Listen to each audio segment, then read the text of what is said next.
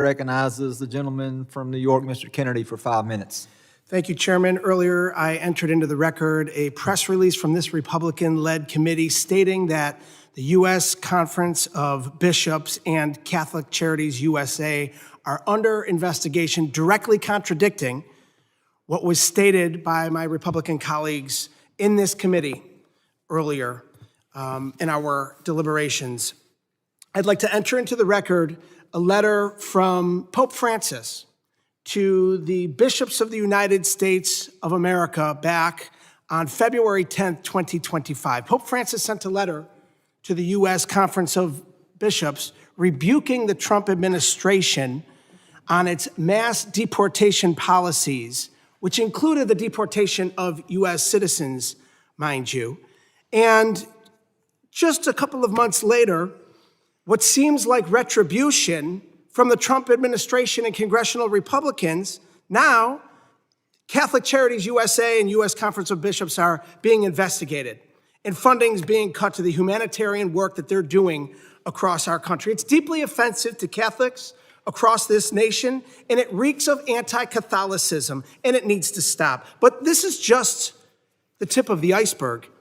You know, as is the case with all of our districts, there are many organizations that do incredible work that help resettle new Americans and refugees. We lose sight of the selfless humanitarian work that these local non-government organizations do when we rope them in with the partisan grievances that we're hearing here today. In my own district, there's hundreds of refugees that have settled in just the last 3 months alone. But in the last year across our country, over 100,000 refugees have come to this great nation who have faced unimaginable hardship based on religion, race, nationality, political opinions, or sexual orientation. And they rely on the housing, case management, nutrition, and job placement services provided by these NGOs. And they're doing their best to make ends meet, to become a part of a new community. And, you know, while that is critical,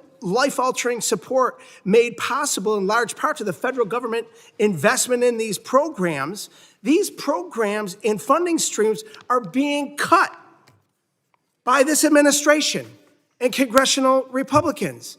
They're not only affecting jobs and livelihoods across the country in every single community represented on this committee, but they're forcing the workers to be laid off, and hence the work that they were doing to help new Americans assimilate into our country is not being done. Refugees can no longer rely on these services. Workers can no longer rely on support from the federal government to keep the lights on. And meanwhile, American people are watching as people, including U.S. citizens and children with cancer, are grabbed off the street by masked ICE agents in plain clothes. Migrants are mistreated at detention center by the administration's Department of Homeland Security. And people who came here legally to seek a better life see their futures in jeopardy under Trump's policies. And finally, I want to share my remarks about an incredibly pressing issue that this committee would be better off addressing and is suited to explore. It's already been addressed today, but all of our hearts are broken about what transpired in Texas with the flooding just a week and a half ago. And in Kerr County, Texas, surrounding areas experiencing the unimaginable devastation and loss of life. Over 132 lives lost, over 100 still missing. And in the aftermath of this tragedy, current FEMA employees sounding the alarm about the Trump administration's slow and delayed response to Central Texas, and reporting suggesting that FEMA failed to answer many calls, thousands of calls from victims in the days following the flooding. So make no mistake, emergency responders and local officials in Texas carried out acts of heroism to save lives and pick up the pieces of the lives that were shattered. But this committee has an obligation to investigate how the Trump administration's months-long degradation of FEMA, from defunding to layoffs to consolidation, played a role in these delays. 72 hours it took them to get people on the ground from FEMA into the flood zone to save lives and to help those poor people in that horrific disaster. And I'm so disappointed that there's not been more of a measured response from Republicans to address the authority and oversight of this committee.